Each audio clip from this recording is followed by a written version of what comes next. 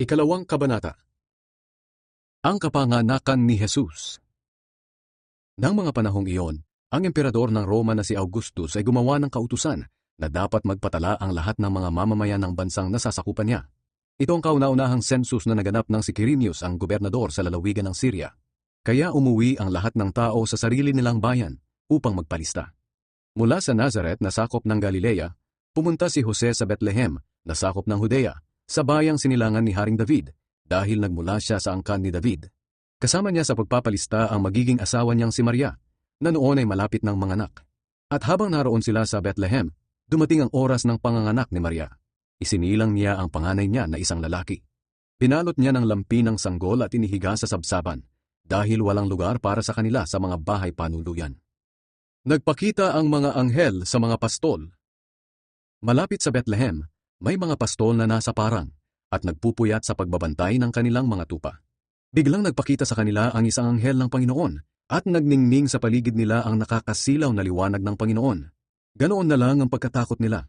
Pero sinabi sa kanila ng anghel, "Huwag kayong matakot, dahil naparito ako upang sabihin sa inyo ang magandang balita na magbibigay ng malaking kagalakan sa lahat ng tao.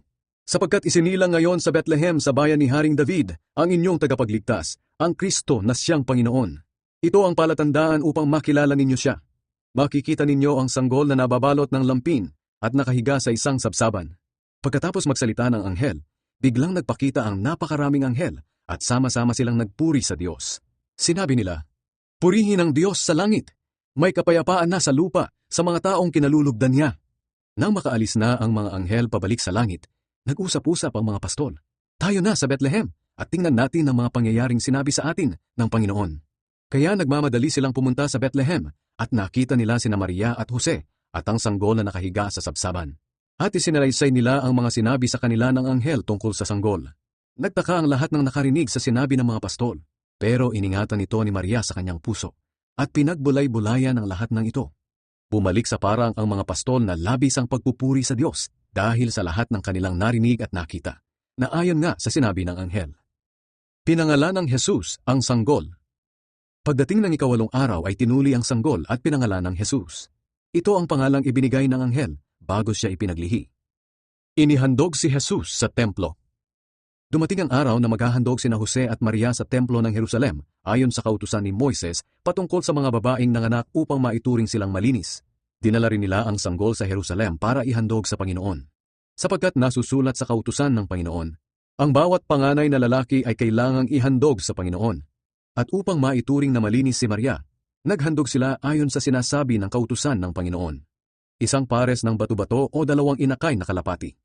May isang tao roon sa Jerusalem na ang pangalan ay Simeon. Matuwid siya, may takot sa Diyos, at sumasa kanya ang banal na espiritu. Naghihintay siya sa pagdating ng haring magliligtas sa Israel.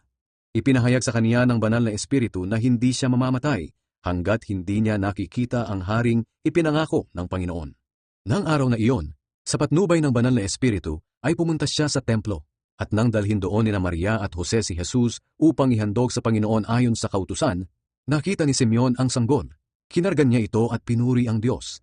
Sinabi niya, "Panginoon, maaari niyo na akong kunin na inyong lingkod dahil natupad na ang pangako niyo sa akin. Mamamatay na ako ng mapayapa dahil nakita na ng sarili kong mga mata ang tagapagligtas na inihanda ninyo para sa lahat ng tao. Siya ang magbibigay liwanag sa isipan ng mga hindi Hudyo na hindi nakakakilala sa iyo at magbibigay karangalan sa inyong bayang Israel." Namangha ang ama at ina ng sanggol sa sinabi ni Simeon tungkol sa sanggol. Binasbasan sila ni Simeon at sinabi niya kay Maria, "Ang batang ito'y itinalaga upang itaas at ibagsak ang marami sa Israel. Magiging tanda siya mula sa Diyos, pero marami ang magsasalita ng laban sa kanya. Kaya ikaw mismo ay masasaktan na parang sinaksak ng patalim ang puso mo. At dahil sa gagawin niya, mahahayag ang kasamaang nasa isip ng maraming tao." Naroon din sa templo ang isang babaeng propeta na ang pangalan ay Ana. Anak siya ni Phanuel na mula sa lahi ni Asher. Matandang-matanda na siya.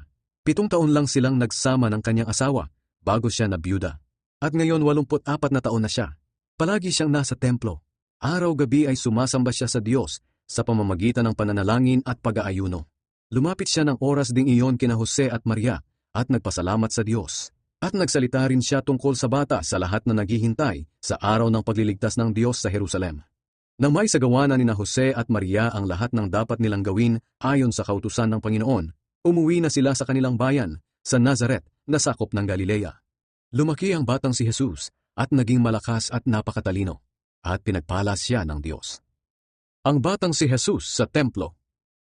Bawat taon pumupunta ang mga magulang ni Jesus sa Jerusalem para dumalo sa pista ng paglampas ng anghel. Nang 12 taon na si Jesus, muli silang pumunta roon, gaya ng nakaugalian nila. Pagkatapos ng pista, umuwi na sila pero nagpaiwan si Jesus sa Jerusalem. Hindi ito namalayan ng mga magulang niya. Ang akala nila ay kasama siya ng iba nilang kababayan na pauwi na rin, kaya nagpatuloy sila sa paglalakad buong araw. Bandang huli ay hinanap nila si Jesus sa kanilang mga kamag-anak at mga kaibigan.